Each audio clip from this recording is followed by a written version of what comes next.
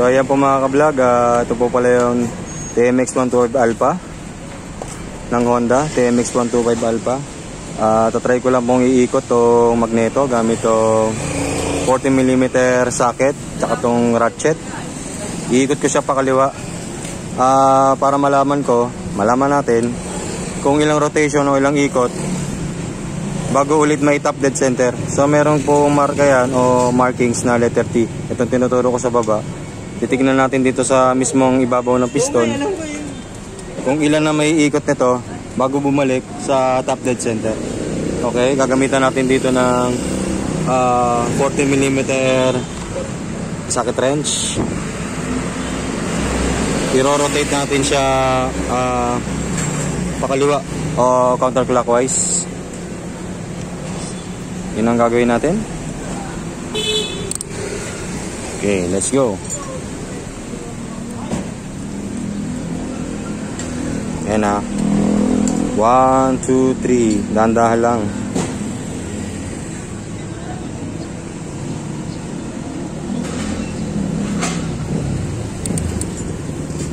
Dahan-dahan lang mga ka-vlog. Control lang dapat. Alalay sa paghahawak at pag-ikot. Nakikita nyo yung tatlong bilog. Tatlo yan eh. Dalawa, tatlo. May lalabas na dalawang guhit dyan. Tapos letter F.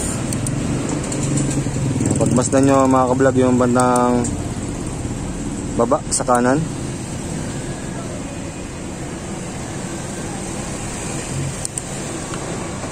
Yun. Diba? Nag-smooth siya. Smooth rotation. Yan. Letter T ulit siya. Yun lang yun. Yan. Kung gusto nyo perfect, i-align natin tong guhit na to sa loob ng cover. Dito sa magneto. Dito sa gatla. Yan na. Tutok natin sa piston at the same time. Yan. So almost totally naka-TDC na siya. Yan po. Para naka-align na siya. Yan. Through piston. Yan. So yun lang po. Simple lang yung... Simple yan kasi black lang yung natira. Of course, wala yung cylinder head, wala yung rocker arm, wala yung push rod. So mas challenging yun, mas complicated kapag kompleto na yung pyesa sa itaas. Yung kapag nandito na yung cylinder head, tsaka yung rocker arm, tsaka yung dalawang push rod. Medyo mas mabusisi yun pag nakalagay na yun. So yun lang mga ka-vlog.